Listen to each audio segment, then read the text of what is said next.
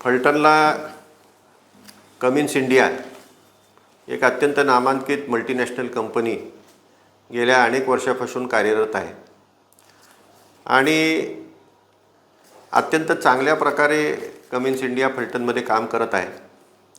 अर्थात मल्टीनॅशनल असल्यामुळे संपूर्ण जगभर त्यांच्या विविध ठिकाणी त्यांच्या कंपनीज आहेत, त्यांचे कारखाने आहेत।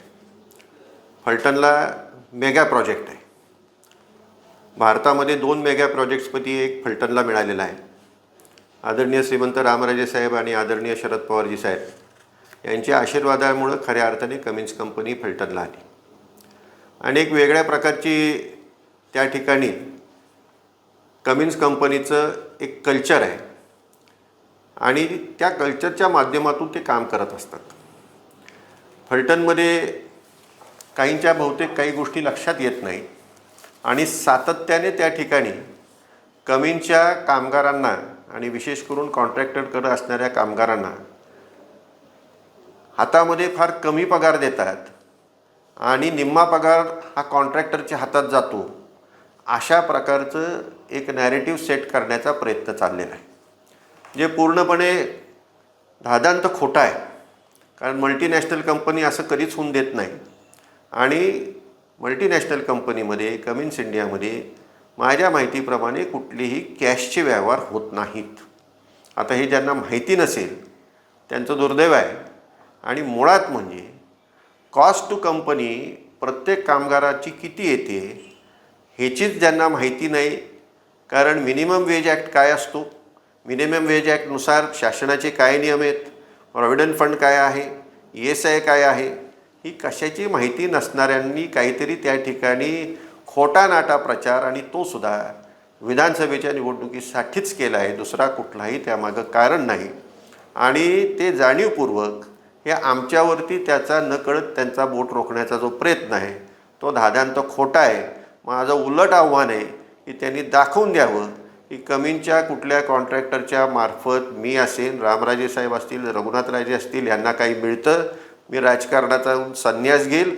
अन्यथा जर दाखवता आलं नाही तर त्यांनी काय करायचं त्यांचं त्यांनी ठरवावं। या ठिकाणी मी कमिन्सची एक पेस्लिप आपल्याला देऊ इच्छितो।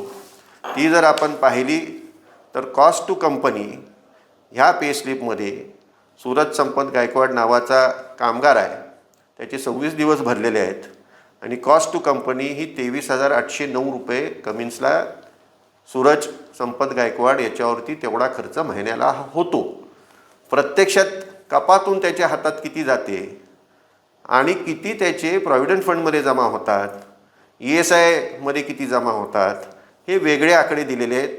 ते जर आपण लक्षात घेतले तर आपल्या लक्षात येईल की याच्यामध्ये एक पैशाचा सुद्धा कुठेही फ्रॉड सोडाच, पण एक पैशाचंही इकडं तिकडं होताना दिसणार नाही। किंबहुना त्या ठिकाणी एवढं पारदर्शक आहे की जो कोणी कॉन्ट्रॅक्टर असेल त्याला किती मिळतात त्याचासुद्धा उल्लेख त्यामध्ये केलेला आहे आणि एका कर्मचाऱ्याच्या माध्यमातून एका कॉन्ट्रॅक्टरला फक्त 880 रुपये मिळत असतात, त्याच्यापेक्षा जास्त त्यांना मिळत नाही। हे 12,000 आणि 14,000 कुठून काढले आणि आकलीचे तारे त्यांनी कुठून तोडले हे काही सांगता येणार नाही। मी ह्या ठिकाणी आपल्याला त्या ठिकाणी पेस्लिप दाखवत आहे आणि ह्याच्यावरून संपूर्ण आपल्या लक्षात येईल हे जे आरोप करतायत ते किती खोटे आहेत। काही वेळापूर्वी फलटणला आदरणीय अजितदादा साहेबांची सभा झाली। सभेमध्ये दुर्दैवाने त्यांना जे काही माहिती पुरवली जात होती त्याची शहनिशा करता ते त्या ठिकाणी बोलत होते। फलटणला CB हायस्कूल नाही, क्रीडांगण नाही। फलटणला एक सोडून अनेक CB हायस्कूल आहेत, CBSEची हायस्कूल्स आहेत। अत्यंत चांगल्या प्रकारचं श्रीमंत शिवाजीराजे क्रीडा संकुल उभा आहे। अनेक चांगले त्या ठिकाणी हॉकीपटू तयार झालेत। आंतरराष्ट्रीय पातळीवरती 3 मुली आज फलटणच्या खेळतात। एक लाडगे नावाचा मुलगा नव्याने भारताच्या टीममध्ये त्याचा समावेश झाला आहे।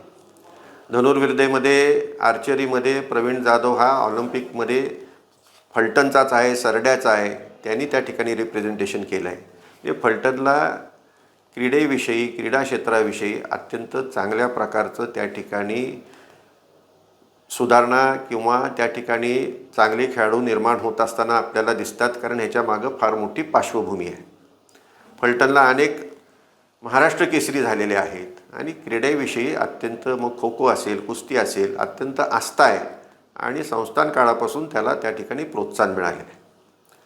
त्याचबरोबर साखर कारखान्यांविषयी आणि त्यांच्या दरांविषयी चर्चा होत राहते. फलटणला एकमेव श्रीराम सहकारी साखर कारखाना आहे आणि तो सहकारीच राहावा म्हणून त्या ठिकाणी रामराजे साहेब आम्ही सर्वांनी त्या ठिकाणी आदरणीय पवारसाहेबांच्या सहकार्याने त्या ठिकाणी तो सहकारीच ठेवलेला आहे. आम्ही काय जरंडेश्वरसारखा त्याला खाजगी केला नाही, हे लक्षात घेण्याची आवश्यकता आहे.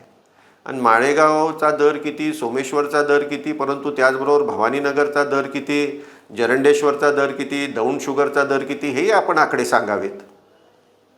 फक्त माळेगाव सोमेश्वरचे दर सांगता, तुम्ही जे स्वतः चालवता त्याची आकडेवारी सांगा आणि ती कुणासाठी चालवता ही त्यामध्ये स्पष्ट करावं. आम्ही सहकारी तत्वावरचा सहकारीच ठेवलेला आहे. आमच्या सगळ्या संस्था सुव्यवस्थित आहेत. कुणाच्याही आम्हाला त्या ठिकाणी सल्ला घेण्याची गरज नाही. सल्ला घ्यायला गेलं तर तो तुम्ही खाजगी केला असता, हे मला ह्या ठिकाणी आवर्जून सांगायचं आहे. इथं येऊन आदरणीय दादांनी जे काही भाषण केलं ते त्यांना मागून जे काही चिठ्ठ्या पुरवल्या त्यांना त्यातली किती माहिती आहे किती माहिती नाही मला माहीत नाही, परंतु अत्यंत निरर्थक त्या ठिकाणी भाषण होतं आणि अत्यंत खोटं होतं असं मी ह्या ठिकाणी निश्चित म्हणेन. आणि आदरणीय दादांसारखा ज्येष्ठ नेता एका मतदारसंघामध्ये 3-3 सभा घेतोय म्हणजे ह्यातच निकाल मला वाटतं स्पष्ट झालेला आहे. आणि त्याचबरोबर आमचे उमेदवार राष्ट्रवादी काँग्रेस पक्ष शरदचंद्रजी पवारसाहेब दीपक चव्हाण आहेत. 1 नंबरला दीपकराव चव्हाणांचं नाव आहे. 1 नंबरच पाहायचं आहे, बाकी काही पाहायचं नाही. नेहमीच्या भाजपच्या आमच्या विरोधकांचा नेहमीचा रडीचा डाव दुसरा एक कोणतरी दीपक चव्हाण उभा केला आहे, परंतु 1च नंबर पाहायचा आहे, दुसरं काही पाहायचं नाही. एवढंच लक्षात ठेवण्याची आवश्यकता आहे. हे रडीचे डाव ह्यांची असेच राहणार. मागच्या वेळेलासुद्धा हेच उमेदवार उभे होते आणि त्यांनी ऐनवेळी हा त्या काळात भाजपचा उमेदवार होता त्याला पाठिंबाही दिला होता. म्हणजे असले सगळे फुटकळ डाव कशासाठी टाकतात मला माहीत नाही. जनता जागृत आहे आणि योग्य तो निर्णय जनता 20 तारखेला नक्की घेणारच आहे.